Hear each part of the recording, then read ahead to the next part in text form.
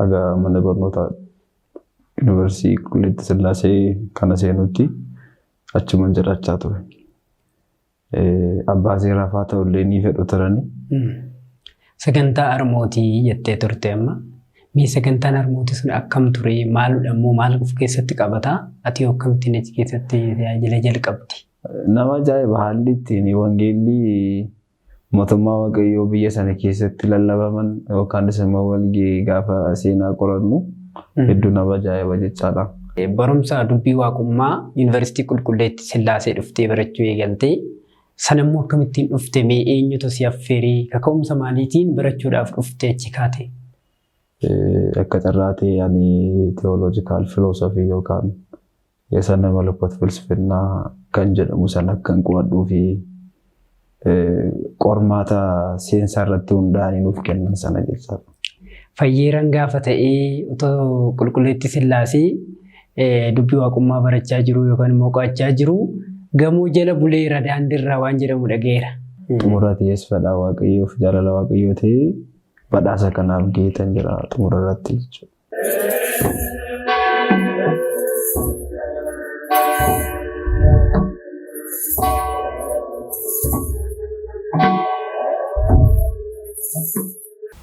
Jaalatamtoota fi kabajamtoota maatii miidiyaa Sootiriyaa biyya keessa fi biyya alaa teessanii kan daawwattan iddoo jirtanitti nageenya Waaqayyoo isiniif haa baay'atu. Akkam jirtu? Kuni qophii miidiyaa Sootiriyaa yeroo kiristaanotaati. Qophii kanaanis keessummoota jireenyi isaanii nama barsiisuu barsiisota wangeelaa isiniif dhiyeessaa turuun keenya ni yaadatama. Maarree har'as kunoo keessummaa addaa qabannee istuudiyoo keenyatti isiniif dhiyaanneerra. Qophii keenya amma dhumaatitti nu waliin tura.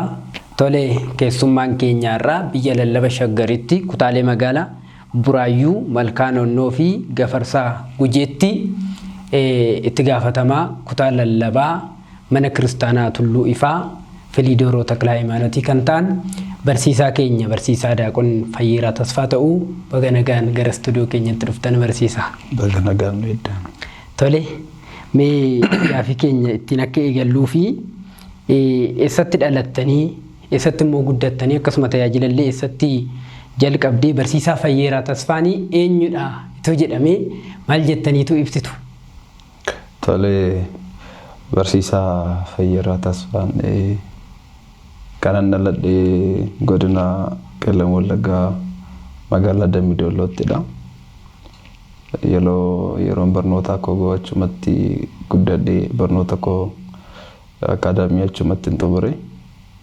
Haga mana barnoota Yuunivarsiitii Qulqullittii Sillaasee kana seenutti achumaan jiraachaa ture. Dambidolloo. Tole bareedaadha. Lallaboo yoom jalqabde? Iddoo amma geesse kan ammoo nangaa jettee yaaddeetu moo akkuma carraatitti lallabatti seente moo karoorfattee ma jalqaba lallabaa wangeelaa nan ta'a jettee yaaddeetta da'ummaa keerra? Dhugaa dubbachuudhaaf ani kaayyoo kootisi. Kaayyoo maatii koosisidha. Maatiin koo gar tokkoon kan barnoota biyya lafaa jabeessuu sanarratti akkan abbaa seeraa fa'aa ta'ullee ni fedhu turani. Hedduu nan jaalladhu ture waan akkasii. Gara mana barnootaa pirepaaratooris kan hin barachaa ture soshaalii waan ta'eef abbaa seeraa taatanaan jedhu malee gara kanaan ofishaal taatanan minaan jedhuun turre. Haalli lallaba jalqabbii kootii achumattidha. Dambidolloo keessattidha. Waldoolleen hafuuraa garaa garaa ni jiru turanii. Barnoonni dilbataallee ni jira. Akkasumallee sagantaa harmootiin qopheessan fa'aarratti ni hirmaanna turre. Barsiisota xinnoo ni beektu gaa jedhee yaada xinnoo Wallagga keessatti barsiisonni wangeelaa xinnoo hedduu badaa wanta hin argamnee fi carraa wangeelaa bareedinaan bal'achuu isaanii baay'ee dhiphaadha. Carraamti namni biyya sana keessatti barnoota isaa hafuurawaatti cimu yookaan immoo hafuurawaa kiristaanummaa isaa jabeeffatutti baay'ee ijjama jechaadha. Maaliif jennaan manneen barnootaa teewooloojii kanneen amantii warreen biroo waan argamanii fi parsantiin hedduunis immoo amantii kanneen biroo waan ta'anii fi xiqqoo hin ulfaata jechaadha. Sanaaf tokkuma lama jecha kadhannaa gochaa harmootii keessatti maqaa abbaa ilmaa fuudha qulqulluu jecha gara waldaa fuudhaa dhufnees immoo lallaba keenya afaan keenya hiikkachuun jalqabne mana barnoota dhalootaa keessatti sillee akkasidha. Haala kanaan ture lallabni keenya dhukkubnaan keenya tajaajiluun jechuudha. Sagantaa harmootii jettee turte amma mee sagantaan harmootii sun akkam ture maaludha immoo maal of keessatti qabata ati akkamittiin achi keessatti tajaajila jalqabdi? Dhugaa dubbachuudhaaf sagantaa harmootii sana keessatti akka tajaajila kana eegallee barsiisota of keessaa hin qaban turanii yeroo sanatti abbaa tokkotu ture. Darbee immoo luboonni gaafa bilisa ta'an tajaajila hin qabne deemanii tajaajilu turanii. Kana gidduudhaan gaafa isaan hafan ni deemna ture jechaadha. Deemnee obboleessi koo tokko jira amma tajaajilaan hojii biyya lafaatiin gara biyya Haramaayaa kana keessa kan jiru jira. Innillee daaquniidha. Bollotumaaf fuudhaadha jechaadha. Isaa wajjin deemna yeroo inni itti madarakii dursutti an lallabaa yeroo inni lallabutti immoo inni madarakii dursa. Haala akkanaatiin lallaba keenya eegalle jechaadha achi keessatti. Harmootiin suni xoofoo dhugumoo maal hojjetu walitti qabamanii? Xoofoo miti xoofoo hin qabaatanii sanbata duraa ganamadha. Sanbata duraa ganama. Nama ajaa'iba haalli ittiin wangeelli mootummaa Waaqayyoo biyya sana keessatti lallabaman yookaan immoo walgahii gaafa seenaa qorannu hedduu nama ajaa'iba jechaadha. Sagantaa bunaa qopheessaniifadha. Wangeela mootummaa Waaqayyoo lallabuudhaaf kiristaanummaa isaanii akka isaan cimsaniif jecha namoonni baay'een aarsaa kan kaffalanii kanneen akka abbaa gammachiis kanneen jedhaman jechaadha. Dhiyeenya kanallee kan boqotanii yookaan maqaan isaanii luba abdii gammachuu kanneen jedhaman haala kanaatiin wangeela kan lallaban jechaadha. Sagantaa bunaa qopheessaniif galgala faadha wangeela kan lallaban jechaadha. Mana nama dhuunfaatti deemanii jechaadha. Torban tokko yoo mana nama tokkoo ta'e torban tokko mana nama kan biraanii ta'a. Torban tokko mana kan biraanii ta'a walirra naannaa jechaadha. Sana keessatti buna isaanii dhugaa sagalee Waaqayyoo ni baratu. Jireenya hafuura baasaan irratti waliin mari'atu. Gammachuu walii hirmaatu, gadda walii hirmaatu jechuudha. Waan lama gaggeessu jechuudha. Jireenya hawaasummaallee walitti dhufeenya namootaa akkasuma immoo dubbii sagalee Waaqayyoo achitti barsiisuun ni danda'ama. Dhugaadha. Nama mana kiristaanaa koottuu yoo jedhanii dhufuu dhiisuu danda'a takkaatti. Garuu akka sanatti jireenya hawaasummaa isaa keessa galtee buna waliin dhugaa waliin taphachaa nama walitti qabdee barsiisaa gara mana kiristaanaatti immoo fiduun dhugumatti kun siistama tooftaa lallabaa sirriitti baratamuu qabu jedhee yaada. Boodarra immoo achuma jalqabdeetu barumsa dubbii waaqummaa yuunivarsiitii Qulqulleetti Sillaasee dhuftee barachuu eegaltee sana immoo akkamittiin dhufte mee eenyutu si affeeree kaka'umsa maaliitiin barachuudhaaf dhufte achi kaate? Dhugaa dubbachuudhaaf hojiin Waaqayyoo ajaa'iba kan jedhuuf yeroo hundumaatti waan Waaqayyoon naaf gad ofirratti ilaaleetanii dursaatti haala lallabaallee isinii kaaseen ture. Lallabaa akkamitti akkan jalqabe. Lallabaa isa mana namaatti haala kanaatiin jalqabeen ture. Guyyaa tokko mana kiristaanaatti deemeen ture. Mana kiristaanaa deemee tsooma abiyyiidha. Leentoffaasti kan jedhamu sana jechaadha. Guyyaa tokko tsooma keessadha. Nan lallaba jedheetan waltajjii nan qabadhan ture. Waltajjii hoggaan qabadhu ibsaan ni jira. Maayikiin sagaleen dhageessisa. Naasuun jiraachuu danda'a. Wantoonni garaagaraa sodaan isin jiraata jechaadha. Guyyaa tokko lallabuudhaaf. Mucaa inni faaruu faarfatee raawwatee inni waltajjii dursa waltajjiidhaaf kenne. Anaani kana booda kan nu barsiisu obboleessa keenya Daaqoon Fayyeeraa akkana jedhee madarakii naaf kennaayyuu. Naaf kennee anis harkaa fudhee raawwadhee nagaa gaafadhee raawwadheetan gara barnoota keenyaatti dabarraan jedhaanii sana booda maayikii sana cufeetan lafa ka'a. Maaliif kaa? Tarii sodaanis jira naasuunis jira. Sodaan kun mana irratti beekamaa laata? waan jedhu jechaadha. Utuun beekin cubbee beekaa ilaalaa man cufeetan ka'a. Afaanumaan akkasumatti Afaanumatti lallabaa irra jedhee raawwadhe jechaadha. Afaanuma akkasumatti lallabaa jedhee raawwadhe tan lafa kaa'ee lallabee daqiiqaa 20 natti fakkaata lallabee raawwadheetanii marraqicha gaafan xumuruuf jedhu kan nu barsiise kan nu gorsiisu jedhee raawwadhe tan amma maayikii kana fudhadhe na mucaan tokko ergan biyee booda ara xuroo goote gaarii goote dhugaa maaliif garuu maayikiitti hin fune lallaba kee kana naan jedhe. Naanni kun guyyaa jalqaba kootiitti waltajjii irraa guyyichi facaasan itti fakkaata. Cooma biyyi torbii lammaffaa ho'iiti. Barsiisaan waan hin jirreef fuuma keenyaa waan beektu. Barsiisaan hin jiru. Barsiisaan kooleejii garaagaraa irraa eebbifames hin jiru. Abinneetiin garaagaraas biyyicha keessa waan hin jirreef kaayinaat masalxanyaan silaa hin jirreefi numatu bakka namni biraa dhufee un tajaajilu jennee raawwanne tajaajila kan eegale jira. Gara haala mana barnootaa teoloojii dhufuu koo kanaaf inni guddaan eebbifamoo Abuna Rufaa'elidha. Eebbifamoo Abuna Rufaa'el Paappaasii hangafa Paappaasii biyya Dallaba Qilleen Wallaggaa ta'anii yeroo dhufanitti akkuma isaan dhufanii nan immoo abbootii nan jaalladhaayyuu hojii hin tajaajilasi barnootas nan baradhan ture barnoota biyya lafaa kutaa 12ffaan baradhan ture yeroo sana booda barnoota gaafan deemu ani barnoota afuuraa koos jabeessuu nan barbaadasiisa kanas nan jabeessuu nan barbaadaayyuu hojii sii kennuu naan jedhan. Abbaa keenya wajjin barbaaduanii jedheen. Teoloojittiin si erga Sillaaseetti kanaan jedhan.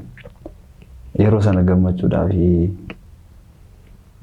bakka waanuma addaa keessan gale gaafasa. Kuni bara meeqa ka? 2012dha. 2012 Maggaabet gaafa guyyaa 5dha kun. 2012? Bitootessa gaafa guyyaa 5 ture. Galgaladha lallabaa wangeelaa Dabrii kiyyaa wajjin dubbisuu madhanne isaaniin eebba fudhanna jennee gaafa fudhannu hojiin siif kennaa hojiin barbaadu ani hin jedhin. Naa sana booda Sillaaseettiin si erga teoloojiitti gaanaan jedhan.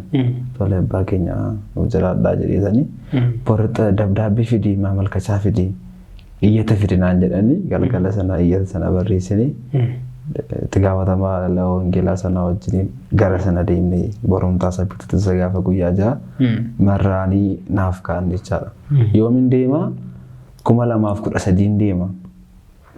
Kan natti himame 2012 bitootessa gaafa guyyaa 5dha.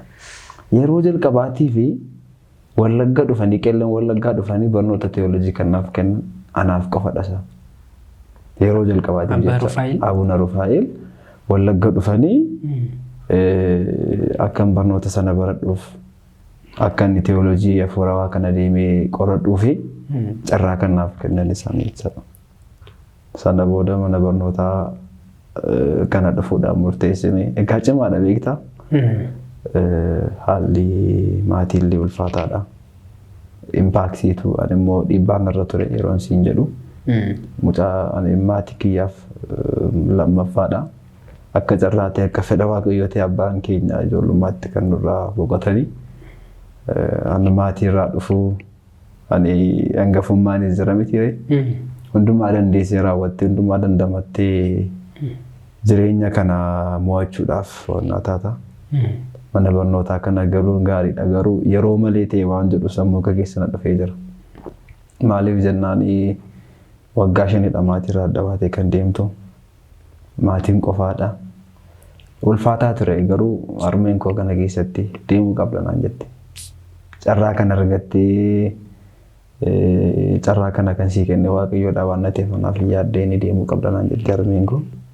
Sana booda yeroo sana sammas chaalenjiin biraan nu quunname jecha chaalenjii kan maalidha? Dhukkubni koronaa biyya galee ture yeroo sana. Ani qoramaa kutaa 12ffaan ture yeroo sana preparatorii baradhan ture. Kutaa 12ffaa qorachuudhaaf gaafa jennu intiraansii bara kana fudhattanii nuun jedhan. waggaa dhufu fudhattuu nun jedhanii ani silatti carraan barnootaa naaf kennamee jira. Qophii jalqabeera waggaa dhufu barnoota deemuudhaaf sillaasee galuudhaaf. Sillaaseen immoo kan ittiin fudhatu kutaa 12 nama xumureedhaaf. Ani hunduma isaa baradhee raga'u intiraansii fudhatin hin ture. Inni kun qormaata biraanatti jechuudha. Itti qophaa'eera. Maatii wajjinis walii galleerra akka deemtu maazariin armeen kun natti himteetti baay'ee ulfaataa ture. Sana keessatti xalayaa asitti naaf barreeffamu ana biratti nama 2 naa dabalanii biyyi lallaba qellem wallagga dabdaabbii xalayaa nuuf kennanii hin dhufne dookumentii kanneen biraatiin galmoofne raawwanne erga galmoofne barnoota kan eegalle qormaata magaliyaa yookaan intiraansii ni qaba ture. Intiraansii sana ni dabarre jechaadha. Dabarree akka carraatee ani theological philosophy yookaan yesanna malakot filsifannaa kan jedhamu sana akkan qo'adhuu fi qormaata seensaa irratti hundaa'anii nuuf kennan sana jechaadha. Haalli galumsa yuunivarsiitii kanaa koo kana fakkaata. Baay'ee namatti tola. Erga galteessii bu'aa baay'ee hedduu keessa darbitee hawwamma kun xumurteetta. Waan ta'e dhageera dudduuba koo akkamittiin seenaa koo dhageessinaan hin jedhin malee fayyeeran gaafa ta'ee otoo qulqulleetti sillaasee dubbii waaqummaa barachaa jiru yookaan immoo qo'achaa jiru gamoo jala buleera daandiirraa waan jedhamu dhageera. Inni kun dhugaadha maaltu ta'eeti? Inni dhugumadha. Chaalenjiin sirumayyuu jira. Rakkinis mudachuu sinuma qabaata. Gidiraa hundumaas dandamachuu qabda. Kiristaanummaan kee kana wajjin kan inni wajjin walumuu danda'u jechaadha. Kiristaana tokko taatee gammachuudhaan yeroo hundumaa nan jiraadha jechuun yookaanis immoo bilisummaan nan jiraadha jechuun sobadha. Kiristaanummaa keenya kan calaqqisiisu ibsituun kiristaanummaa keenyaa gidiraadha. Bu'aa bahii keessa hundumaa darbuudha jechaadha. Turtii mooraa yuunivarsiitii qulqulleetti sillaasee ture keessatti ani bu'aa bahii hedduu dabarsee hin jira. Akka carraa mana barnootaa kana keessa gaafa turreetti haga sa'aatiin daangeffamaadha. Galgala sa'aatii meeqatti bu'aa akka qabdu sa'aatii meeqatti galamu akka qabu wanti jedhamu ni jira. Sa'aatii 2 gaditti galuu qabda galgala. Sa'aatii 2 booda galuu hin dandeessu. Yoo heeyyama qabaatte malee jecha. Heeyyama qabaannaan amma 2 3 4tti galuu hin dandeessa. Akka carraa immoo heeyyama yoo hin qabaanne galuu hin dandeessu jecha. Akka carraa guyyaa tokko tajaajilan argadhe tajaajila deemee kan tajaajiluuf garuma magaalaa Shaggar kana keessatti argadhe haalli taaksii magaalaa kanaas baay'ee rakkisaa waan tureef hayyama tun fudhatee hin deeme gaafa sana galgala keessa nutti waan ta'eef jecha. Tajaajilaan immoo otoo gaafa rakkinni isa mudatu dhaqii na tajaajili kan jedhullee hin jira waan ta'eef sana booda deemi waan hin jedhameef hin deeme hayyama waraqata hayyama fudhadhee hin deemne gaafa sana. Waraqata hayyama fudhadhee waan hin deemneef natti dukkanaa'ee sana booda gamuma jala deebinee gamuma sana jala deebinee bullee namoota paarkiingii eeganii wajjiniin inni kun chaalenjii isa tokkoffaadha. Qorruma keessa. Isaan iyyuu akkamitti amananii of bira si bulchan? Eessaa dhuftee ati eessa deemta siin jedhee? Normaalii guyyaa wal agarra wanta barataa mooraa sanaa keessaa kan ta'e paarkiingichis gamoon sunis kan qulqulleetti sillaasee waan ta'eef wal beekna waan ta'aniif amma halkan sa'aatii 11tti achuma jaraa wajjin hin ramne sa'a 11 gaafa ta'u ammoo gara mooraatti deebi'anii kan hin galle jechuudha. Ganama. Amma garuu erga xumurtee jara akkasitti jiru amma warra akkasitti si bulchan sun. Ni jiru. Dubbistee haasofsiistee beektaa waan darbe kana. Nan dubbisaanii. Anaaf wanti kun noormaali madha wanta akkasii. Maaliif jennaan biyyaa gaafa biyya dhufees chaalenjii yookaan bu'aa bahii hedduu keessa dabarsee hin ture. Yeroon as galettis bu'aa bahii hedduu nu quunnamee ture jechuudha. bu'aa bahii akkamii yoo jette fakkeenyaaf qormaatuma dhufnee dabdaabee xalayaatti ilaannee raawwannee akka mooraa yeroo sana mooraa akka galluudha kan biyyaan nutti himame jecha. Biyya amma magaltuu amma barnootatti fuftuun jedhanii sanaaf kiisiin keenya hagas maallaqa qabatee hin turre baay'ee deddeebine fatanaa qormaatuma kan erga fudhanne iyyuu gara biyya keessanitti galaa jedhamne yeroo san. Maaliif kaa? Amma firiin qormaata keessanii deebi'utti amma firiin intiraansii keessanii eegamutti. Qorumsa sana qoramtanii. Sana booda torban 3 hagas kananii finne ijoollee sadii wajjin tan jira warra wajjin dhufnee dorgomne faana. Isaanillee maallaqa ofuma harkaa finne raawwanne as geessee as ga'anii ijoolleen lachuu ana biraa gara qellamitti deebi'anii galan. Galaa waan jedhe isin beeksifna yeroo biraan hin jedhaman. Deebi'anii galanii akka carraati yaanii of harkas maallaqa silaan hin qabaannee fi hiriyaa kiyya tokko amma as lallabaa wangeelaa kutaa Buraayyuu Malkaan Onnoo Gafarsaa Gujee kan jedhamu irratti lallabaa wangeelaadha. Barsiisaa Geetinet Balaayii kan jedhamu. Inni immoo dhaloonni isaas lixa Shawaa Giinciidha waan ta'eef isa wajjiniin gara mana sanatti gallisaadha. Asii bee gara Qellem Wallaggaatti galuu manna jedhiitanii hiriyaa kana galumsa irratti wal barre beektu. Fatanaa qoramuu irratti wal barre malee kanaan dura maalummaa walii hin beeknu jechaadha. Ani inni haaraadha, ani haaraadha. Shakkiin hin jira ture garuu waliin shakkina lamaan keenya.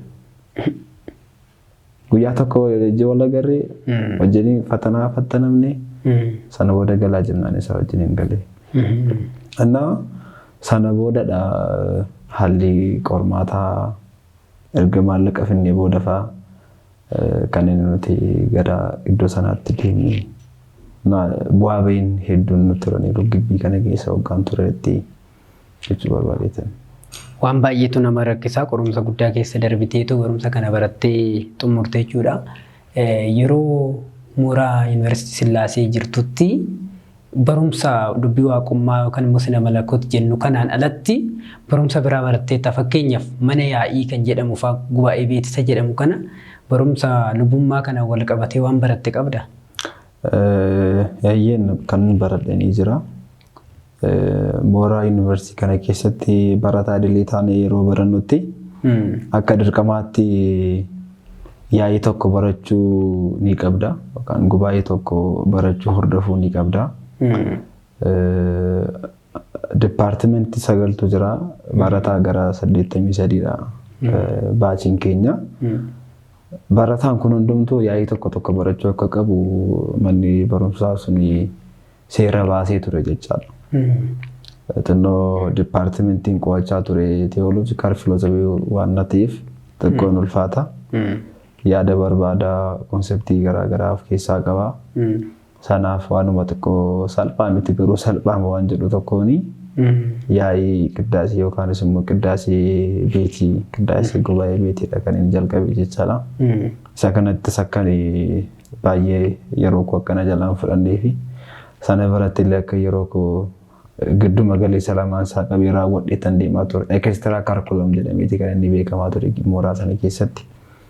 Kanaaf ani gaashan kana keessatti qiddaasii kan baradhee yaa'ii achitti diriirfamee jiru keessaa qiddaasiidha kan inni hordofaa ture bal'inaan jechaadha. Qiddaasii kee xumurattee raggaasifattee baatee jechuudha cinaatti. Ammoo waan barachaa jirtu hin jira. Ammatti adda kutee hin jira barnoota biyya lafaallee barnootuma hafuuraallee jechaadha. Xiqqoo bara kana bara eebbaa waan turee fi xinnoo haalli riisarchii haalli qorannaallee ni jira waan ta'ee fi adda kutee hin jira garuu waggaa dhufu booda yoo waaqayyo jedhe itti deebi'uun hin hafu. Inni yaa jedhu ፈየራ ተስፋ በማዕረግ ከዲፓርትመንቱ አንደኛ ነው። አጨብጭቡለት። dhumarratti qulqulleetti Sillaasee irraa mana barumsaa irraa badhaafamtee akka xumurtee ni beekna. Badhaafamuun immoo salphaa miti. Waa hedduutu jira ka. Akkuma ati amma jette barumsi ni ulfaataa, haalotni jiran ni ulfaatanii waan baay'eetu ulfaataa. Keessattuu immoo dubbattoonni afaan Oromoo baay'een isaanii mana amantaa yookaan mana barumsaa kana dhufanii barachuudhaaf hin sodaatu. Maaliif afaan hin beeknu baay'eetu jira sabni keenyaas ittiin baratu gaaffii jedhu kaasanii ati garuu kana hunduma dandeessee dhuftee seentee barachuu jalqabdee isa keessayyuu immoo theological philosophy barumsa jedhamu barumsa cimaa jalqabdee sanarra darbees immoo qabxii gaariidhaan yookaan immoo haala gaariidhaan badhaafamteetu eebbifamtee mee kana akkamittiin dabarsite haalota kana maaltu si qunname wanti si qunname jira badhaafamuu keetiifuu maaltu sitti dhaga'amame?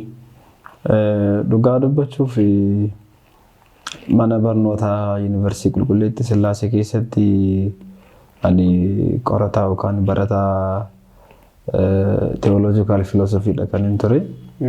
Departimentii hundaa keessaa departimentii baay'ee cimaadha. Barataa torba taaniiti kan hordofaa turre. Nama hundumaadhaaf carraan kun hin kennamne nama torba qofadha. Xumura irratti immoo fedhaaf waaqayyoof jaalala waaqayyoo ta'ee akka departimentii sanaatti tokkoffaa kan hin beeyi. Bu'aa bahii hedduu keessa darbamiiti jechuudha. Namni yeroo tokko hin danda'amu jedhee of sammuusaa amansiisa, yaadasaa amansiisa. Ani surumaayyuu gaafan dhufu akkasuman ta'a jedhee tan dhufeen. Jalqabumayyuu gaafan dhufe jecha. Qabxii gaariidhaan hin seene gaafan jalqaba seenes. Haalli seensa koos immoo baay'ee nama ajaa'iba dhugaa dubbachuuf dursatti isinii kaaseen ture. Yeroo koronaan biyya seenedha jedheen ture waan na ta'eef yuunivarsiitii kanallee kan biyya lafaa kanallee barnootas barachaa waan ture baay'ee cimaa waan hin tureef illee erga mooraa kana galleedha yuunivarsiitii biyya lafaa kan deemnee kan qabxii yookaanis immoo fatanaa fattanamne jechaadha. Carraa ta'anaan yuunivarsiitii kaampaasii gara raayyaa kanatu nagee barnoota afuuraa kan immoo itti fufeen ture jechuudha. Itti fufee otoo baradhaa jiru qabxiin sun gaaf nu deebi'uu fi yeroo hundumaatti nama na jajjabeessan immoo yeroo hundumaatti nama jabaadhu afaan isaaniirraa kan hin dhabamne anaa fi Bakkuratu gaan Qeesis Mitikuu kantiibaa jedhamu. Yeroo ammaa kanatti mana kiristaanaa Ortodoksii Tawaahidoo Itoophiyaatti qajeelchaa olaanaa kan mana lubummaa waliigalaa keessatti kan qirsaa qirsii irratti jiru kan isaan muuziyeemii faarra hojjetutti gaafatamaa qajeelcha olaanaadha. Haqeetan isaaniin gaafadhe.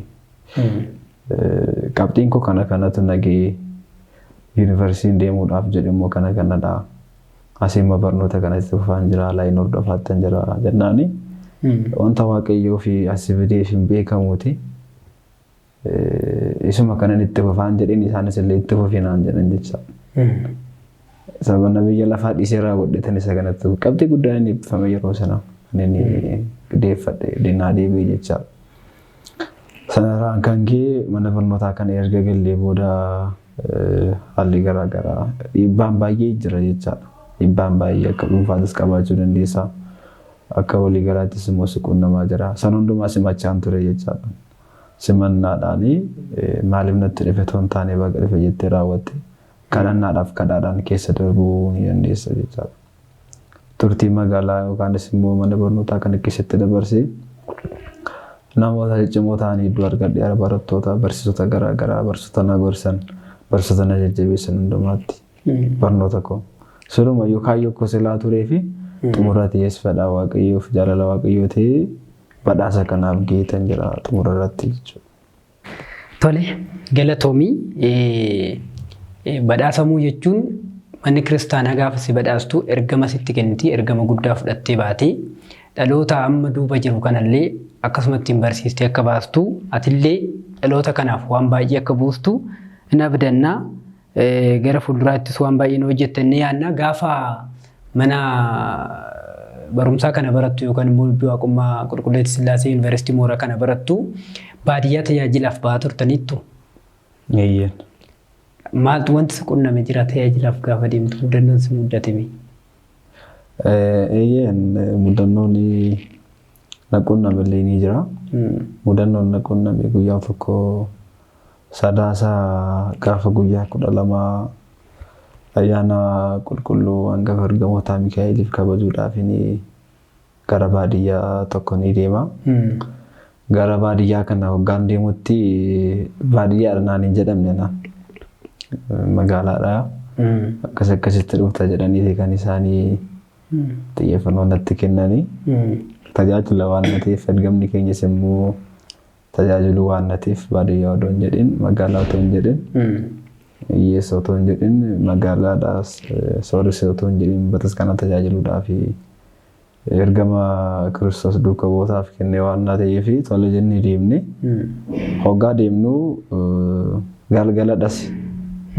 galgaladhas mana kiristaanaa sana bira gaafa ga'uudhaaf jennutti gaariidhaan deemna. Gaariidhaan deemuu gaafa eegallutti fardi gaarii sana harkisu dhukkubee gidduutti deemuu dadhabnee irra hundi keenya deemuudhaaf anaa faarfataa tokkodha. Nama lama qofadha. Galgala sana tajaajillee akka bor tajaajiluuf ture. Tana booda deemnee gaariin suni fardi suni dadhabee raawwatte jennaanii irraa bunee dhiyaattanitti nuun jedhanii nama deemnaa lafti nu jalaan dhumu nama deemnaa lafti nu jalaan dhumu.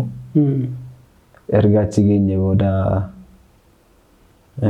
namni nuti silkii bilbila daawwalluuf magaalaa keessa jira. Hin deemin jira inni. Nama nu simatu dhabnee gaafa achi geenyu. Akka carraatee homaallee nyaatiin turre. Sana booda deemni raawwanne nuti nudhaan akkasidha inni immoo akkasidha jennee waa'ee keenya itti himnee gaafa manicha keessa gallu homaa nyaatis hin jiru ta'ee hin beeknu nuti nuuf hin nyaatu bishaanis hin jiru ta'ee nuti hin beeknu tole jennee maal jennee bilbila biraa bilbilannee eeriyaa sana iyyaafannee mana nama dhuunfaa deemnee wanta isaan nuuf laattanillee dhandhamnee nyaachaa turre. Hoggaa deebinus bakki bulmaataan turre. Manuma turre ulfaataadha. Dubbachuun namatti ulfaata.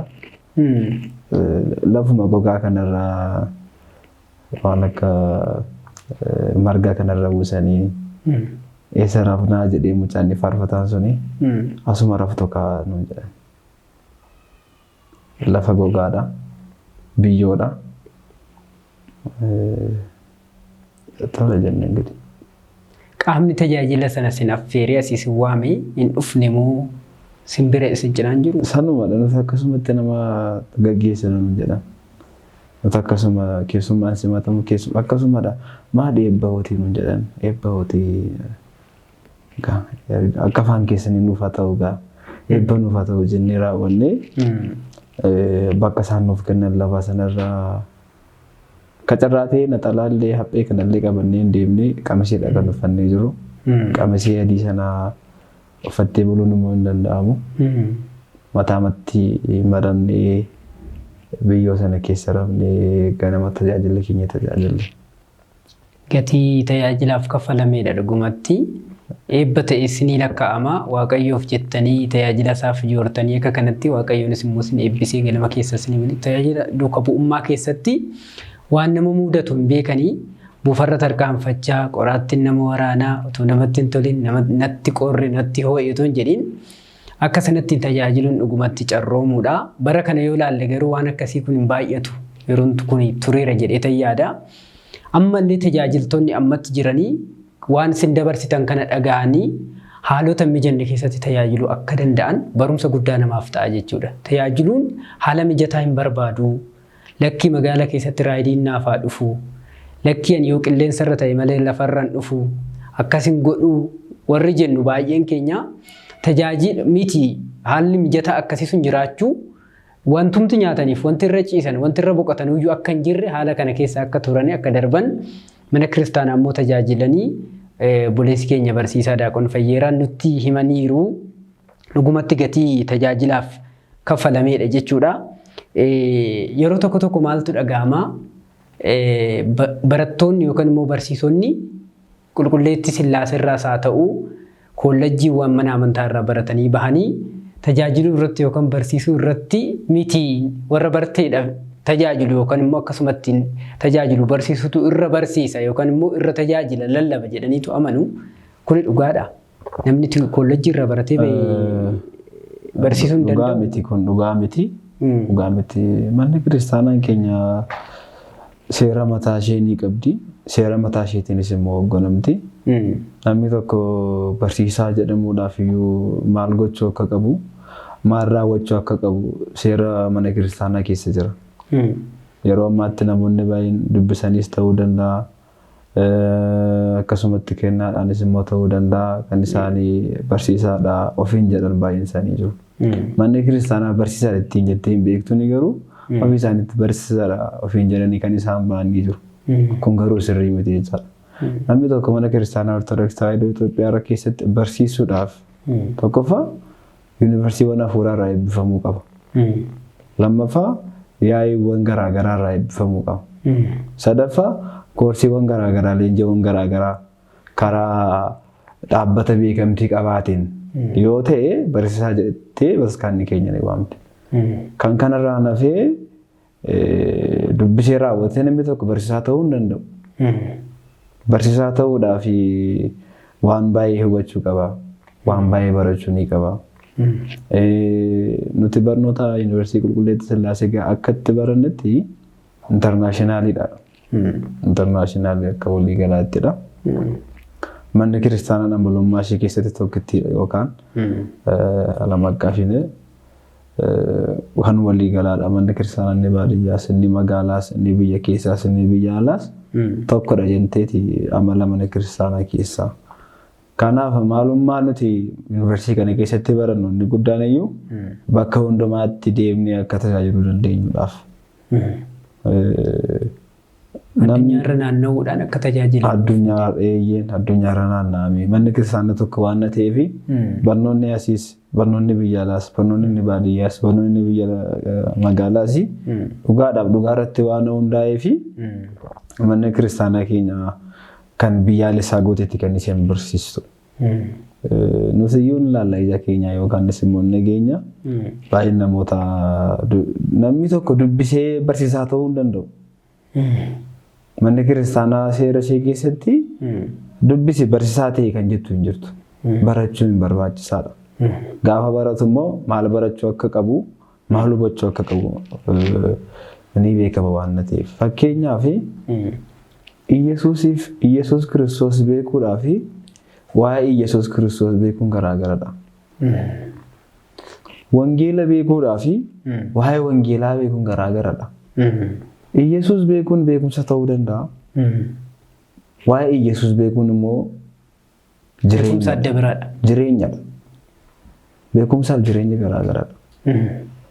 Waa'ee Iyesuusin gaafa dubbistu beekumsa argachuu dandeessa. Waa'ee Iyesuusin gaafa dubbistu beekumsa argachuu dandeessa. Waa'ee Iyesuus Kiristoosin gaafa dubbistu garuu gaafa hubattu gaafa barattu garuu jireenya argachuu dandeessa. Akkasumadha waa'ee wangeelaa beekuuf wangeela beekuun garaagaradha. Wangeela beekanii akka beekumsaatti kanneen fudhatan baay'een isaanii ni jiru. Waa'ee wangeelaa gaafa beektu itti jiraatta. Ittiin lallabda. Ittiin dabarta sammuu. Kanaaf namoonni amma ofii fudhatan yeroo baay'ee miidiyaa hawaasaa kanarratti illee ni ilaalla. Barsiisaa baluu. Injira maqaan ofii moggaafamu jechaadha. Kan manneen kiristaanaa yookaanis immoo kan manni kiristaanaa isaanii hin beekne. Isa kanaaf namoonni tokko tokko hin jedhu kolleejii irraa yuunivarsiitii garaagaraa irraa kan inni eebbifaman sababa beekumsa ni qabu, jireenyas ni qabu. Waan baratanitti ni jiraatu. Kanaaf inni yaadrimee yookaanis immoo ilaalchi anis barsiisaadha waan ta'eef ni danda'ama wanti jedhamu kun soba dhugaarraa fagaateedha. Tarii isaan maal jedhanii kaasoomu namni baay'een akka hin dhagayetti warri kolleejjiiwwan garaagaraa irraa bahan kuni beekumsa qabu garuu hawaasa wal dhuguu dadhabu hawaasa akkamitti akka hubachiisan irratti yeroo baay'ee warra akkasumatti muuxannoo qabutu caala waan jedhu kaasanii dhugumadhaa kunoo. Dhugaa miti. Dhugaa dubbachuudhaaf namoota hayyuuwwan teewooloojii yookaan hayyuuwwan dubbii waaqummaa namoota qoratanii hedduu caqasuu hin danda'ama. Baay'ee isaanii kan baratanii itti jiraatanii hagammaatti nutti fakkeenya taasifan hedduun isaanii ni jiru. Fakkeenyaaf lubni Dr. Dassaaleny Waggaarii barsiisaa yuunivarsiitii Qulqulleettii Sillaaseedha. Hayyuudha. Nama mana kiristaanaatiif hedduu dadhabeedha. Barnoonni isaaniif jireenyi isaanii kan wal isaanii simedha. Lallabaanis leenjii garaagaraattiinis kennuu irratti tajaajiluu irratti argamu yeroo ammaa kanatti. Lallabaanis yoo fakkeenyaan fudhanna taane biyya lallabaa magaalaa Shaggar keessatti gaafatamaa lallabaa barsiisaa Tasfaayee Qixxeessaa Maggaabee Yaa'ilaaf firii yuunivarsiitii Qulqulleettii Sillaaseedha. Dhugaadha. Yuunivarsiitii Qulqulleettii Sillaaseerraa waggaa hedduu dura kan isaan eebbifaman jechuudha. Har'a garuu namoonni baay'een barsiisaa isaaniitiin lallabaa isaaniitiin boqonnaa kan argatan hedduun isaanii ni jiru. Kunneen baay'ee muraasadha malee hedduu namoota dhibbaa ol caqasuu hin danda'ama. Kan lallabni isaanii uummata hedduu rakkinarraa, yaaddoorraa, gidiraarraa, gaddarraa, jireenya dukkanaa, hojii du'aa keessaa kan nama hedduu kakaase. Kanaaf inni kun ilaalcha namaati malee hayyoonni yookaan barattoonni yuunivarsiitiiwwan hafuuraarraa eebbifamanii barnoonni isaanii namoota hedduu kan gargaarudha. Kan boqonnaa namaaf laatudha. Barnoonni isaanii addunyaalessaadha. Addunyaalessaadha. Akka namaaf galutti, akka namaaf hubatamutti kan isaan barsiisanidha. Dhugaan jiru barachuutu caalaadha. Barachuun hin caala. Namni kamiyyuu dursa isinii kaasee hin jira. Iyyesuusiif waa'ee Iyyesuus barachuun garaagaradha. Innaa kanaaf waa'ee barsiisummaan garaagaradha. Tarii dubbisee ani barsiisaa dhufuun jechuu danda'a garuu itti jiraachuu hin danda'u. Innaa kaleessuma dheengaddaa hoolii tradishiniidhaan wanti nu qaqqabee kana miti. Hayyoonni manneen kiristaanaa dubbisanii mana kiristaanaatti lallaban hin jiran. Barataniiti. Yaa'iiwwan diriirsaniiti. Duuka bu'oonni Yesuus Kiristoos illee dubbisanii miti wangeela kana kan isaan lallaban. Kiristoos jala ta'anii barataniiti. Bakka inni oolanii, bakka inni bulanii, bakka inni itti deemanii wangeela kana miilla isaa jala ta'anii kan isaan baratan.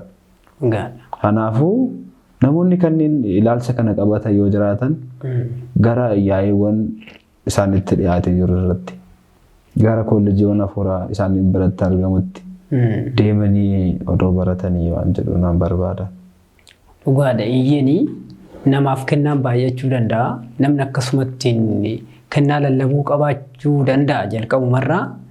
Garuu immoo kana jechuun beekumsa guutuu qaba jechuu miti. Kennaa isaa kana gabbifachuudhaaf caalatti barachuu qabaadha.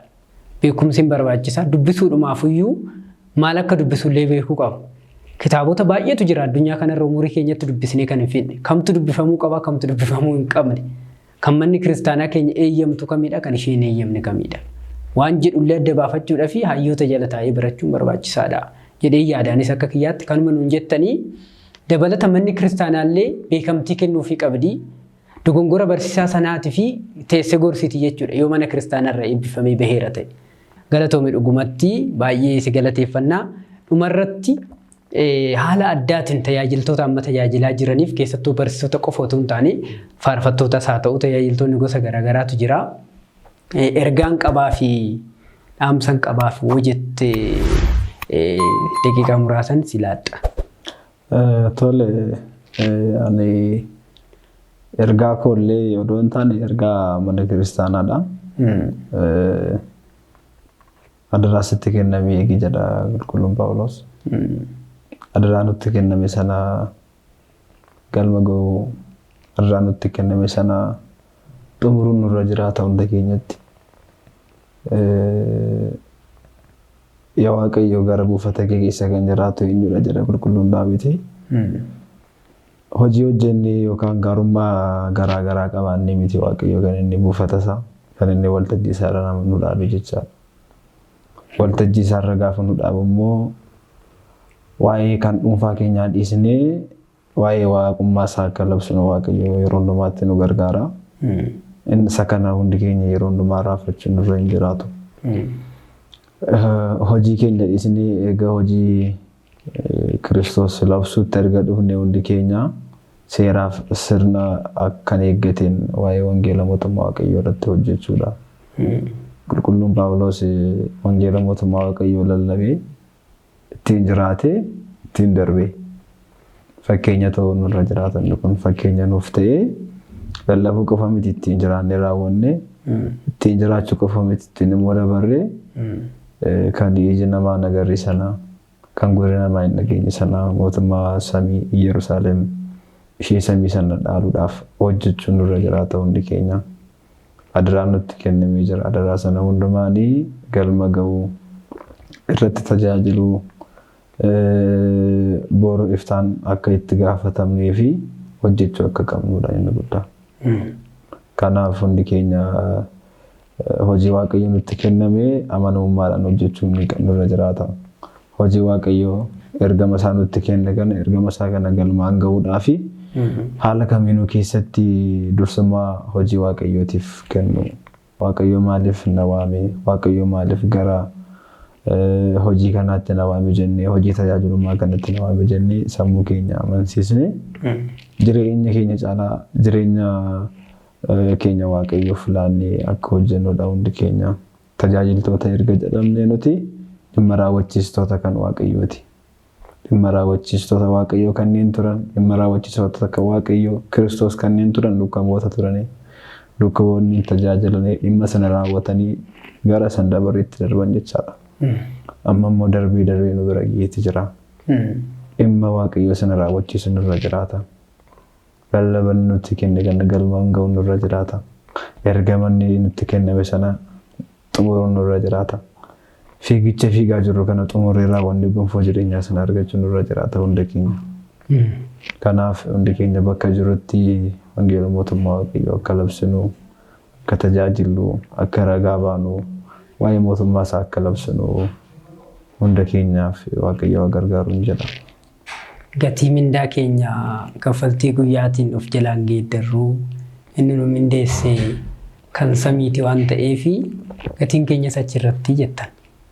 Barsiisa waaqayyoon sagalee jireenyaa sinaa dhageessisu nuuf jiraadhaa bari tajaajila keessanii yaa eebbifamu. Tole kabajamtoota fi jaalatamtoota daawwattoota keenya qophiin keenya har'aa biyya Shaggaritti kutaa magaalota qophiin keenya har'aa biyya Shaggaritti kutaa magaalota Buraayyuu, Malkaanonnoo fi Gafarsaa Gujeetti itti gaafatamaa kutaa lallabaa mana kiristaanaa Tulluu Ifaa Filiidooroo Taklaa Himaanotii kan ta'an barsiisaa Daaqon Fayyeeraa Tasfaa wajjiniin qophiin keenya kana kan fakkaatu ture. Torbee keessummaa biraa wajjin hanga walitti deebinutti nagaan turaa Waaqayyo hunda keenya waliin haa ta'u.